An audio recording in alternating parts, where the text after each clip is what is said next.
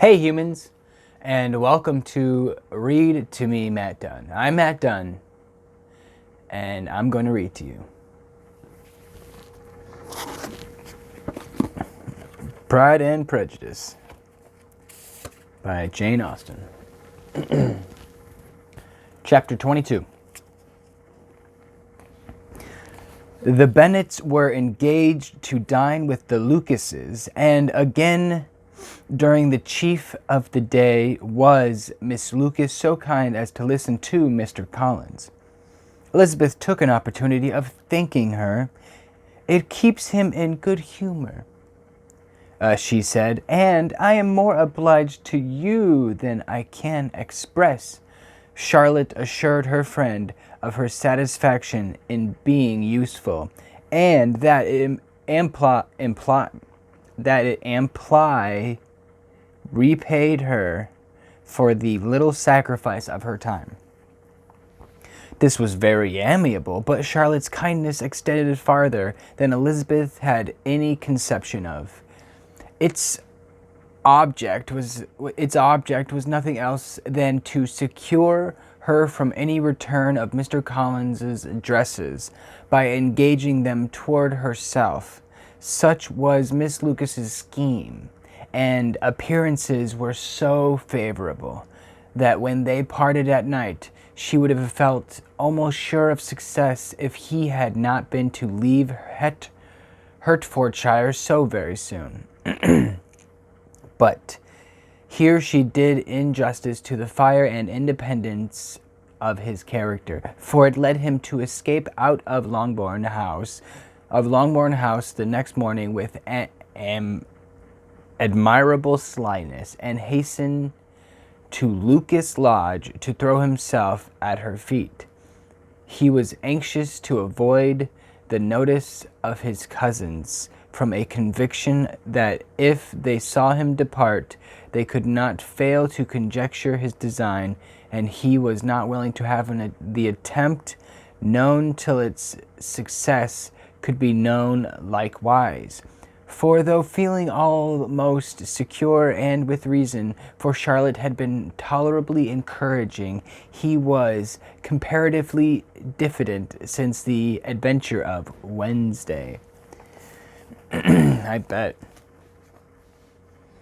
His reception, however, was of the most flattering kind. Miss Lucas perceived him from an upper window as he walked toward the house, and instantly set out to meet him accidentally in the lane. But little had she dared to hope that so much love and eloquence awaited for her.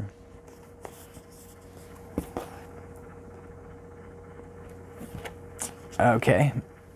In as short a time as Mr. Collins's long speech would allow, everything was settled between them to the satisfaction of both, and as they entered the house, he earnestly entreated her to name the day that was to make him the happiest of men. And though such a solicitation must be waived for the present, the lady felt no inclination to trifle with his happiness. The stupidity with which he was favored by nature must guard. I feel like there's something on my fucking lip. It's killing me. But what I don't understand is who Mr. Collins thinks he's marrying. Miss Lucas? Miss Lucas, which is the little lady Lucas. Little lady Lucas who? Okay. As they entered the house, he earnestly treated her to name the day that was to make him the happiest of men. And though such a solicitation must be waived for the present, the lady felt no inclination to trifle with his happiness. The stupidity with which he was favored by nature must guard his courtship from any charm that could make a woman wish for its continuance. And Miss Lucas, who accepted him solely for the pure and disinterested desire of an establishment, cared not how soon that establishment were gained. Yikes. Well, he kind of feels the same way, right?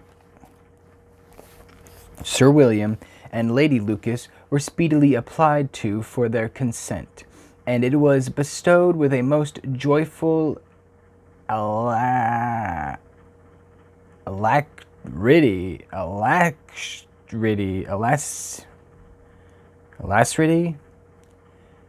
what the fuck? Alacrity. Mr. Collins' present circumstances made it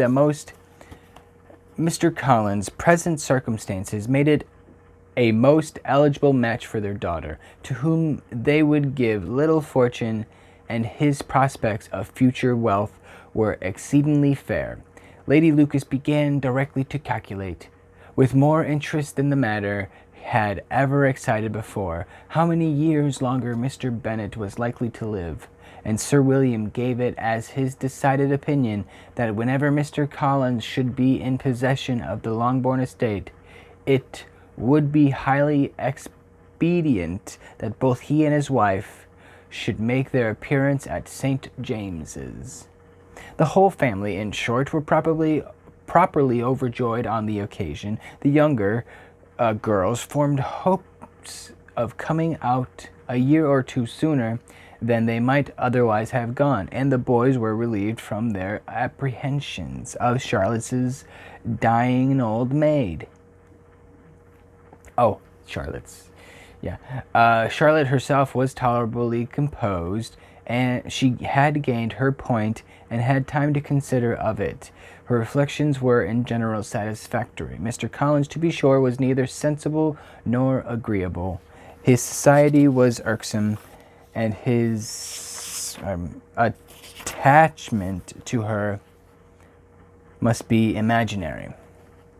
But still he would be her husband, without thinking highly either of men or of matrimony. Marriage had always been her object. It was the only honorable provision for well-educated young women of small fortune, and however uncertain of giving happiness, must be their pleasantest preservative from want. This preservative she had now obtained, and at the age of 27, without having even been handsome, she felt all the good luck of it. Right? She's winning. The least agreeable circumstances in the business was the surprise it must occasion to Elizabeth Bennet, whose friendship she valued beyond that of any other person. Elizabeth would wonder, and probably would blame her, and though her resolution was not to be shaken, her feelings must be hurt by such a disapprobation. She resolved to give her the information herself, and therefore charged Mr. Collins, when he returned to Longbourn to dinner, to drop no hint of what had passed before any of the family. A promise of secrecy was of course very dutifully given, but it could not be kept without difficulty, for the curiosity excited by his long absence burst forth in such a very direct question on his return as required some ingenuity to evade, and he was at the same time exercising great self-denial, for he was longing to publish his prosperous love. I get it. You want to keep it a secret because you feel like she's just... No. As he was to begin his journey too early on the morrow to see any of the family, the ceremony of leave-taking was performed when the ladies moved for the night, and Mrs. Bennet, with great politeness and cordiality, said how happy they should be to see him at Longbourn again, whenever his other engagements might allow him to visit them. "My dear Madame," he replied, "to this invitation is particularly gratifying because it is what I have been hoping to receive, and you may be very certain that I shall avail myself of it as soon as possible." They were all astonished, and Mr. Bennet, who could by no means wish for a so speedy a return, immediately said, "But is there not danger of Lady Catherine's disapprobation here, my good sir? You had better neglect your relations than run the risk of offending your patroness." That's funny. He doesn't want the dude to come by, right? He's like, yeah, you don't have to worry. Don't leave your patroness behind because she might be lonely. And then Mr. Collins is like, well, fuck, I'll just bring her. Yeah. My dear sir, replied Mr. Collins, I am particularly obliged to you for this friendly caution. Thank you, sir. I will forever hold you as my dearest fucking friend. He's probably like, ah. And you may depend upon my not talking so material a step without her ladyship's concurrence. You cannot be too much on your guard, risk anything rather than her displeasure. And if you find it likely to be raised by your coming to us again, which I should think exceedingly probable, stay quietly at home and be satisfied that we shall take no offense. Oh yeah, good. It's like politeness, but please. It was really good. Believe me, my dear sir, my gratitude is warmly excited by such affectionate attention, and depend upon it, you will speedily receive from me a letter of thanks for this, as for every other mark of your regard during my stay in Hertfordshire.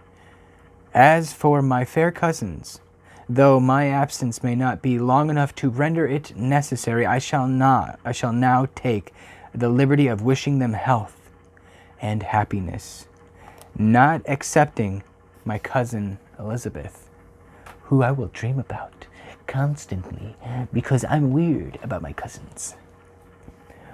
With proper civilities, the ladies then withdrew, all of them equally surprised to find that he meditated a quick return.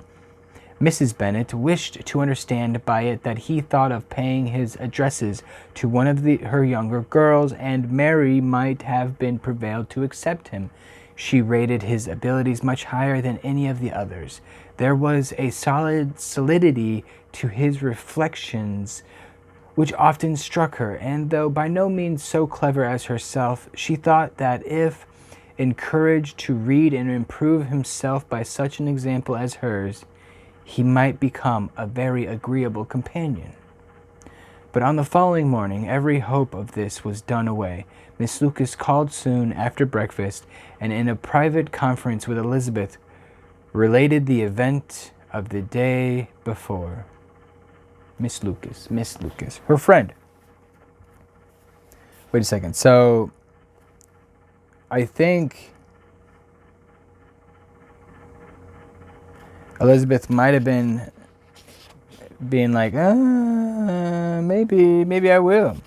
The possibility of Mr. Collins's fancying himself in love with her friend had once occurred to Elizabeth within the last day or two, but that Charlotte could encourage him seemed almost as far from possibility as she could encourage him herself, and her astonishment was consequently so great as to overcome at first the bounds of decorum, and she could not help cry out, "Engaged to Mr. Collins? My dear Charlotte! Impossible! What the fuck?" Oh, and she's like, "I knew you'd be upset. Oh my god, oh my god, oh." And she's like,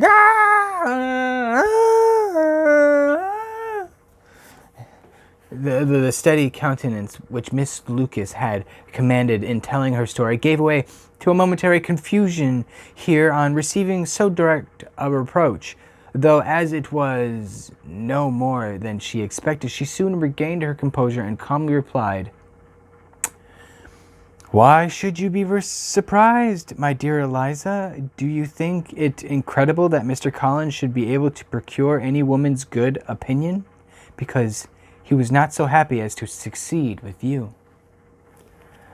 But Elizabeth had now recollected herself, and making a strong effort for it, was able to assure her with tolerable firmness that the prospect of their relationship was highly grateful to her,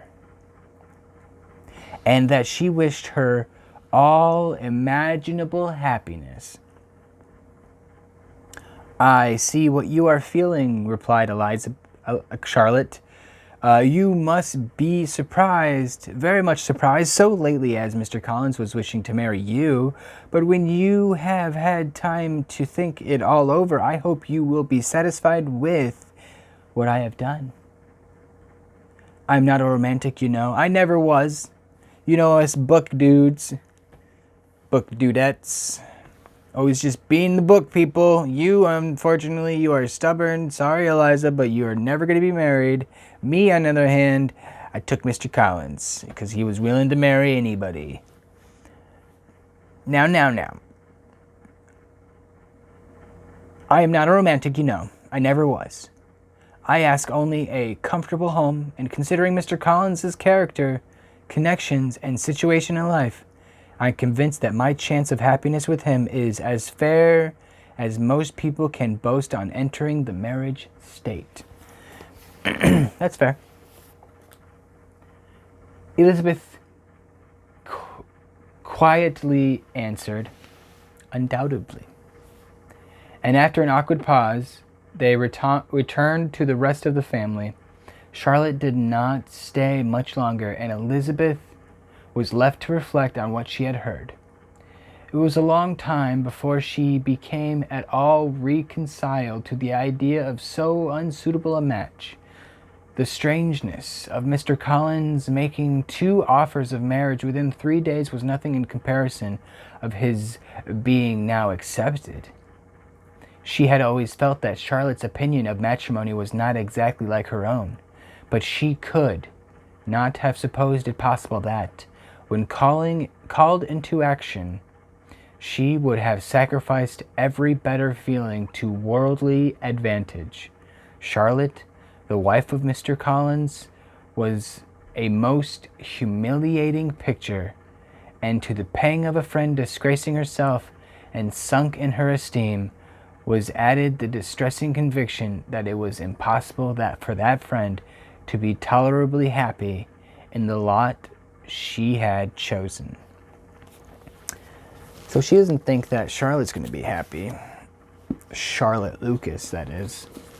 Are you keeping track of all these characters? We got Charlotte Lucas, and we got Mrs. Lucas's mother.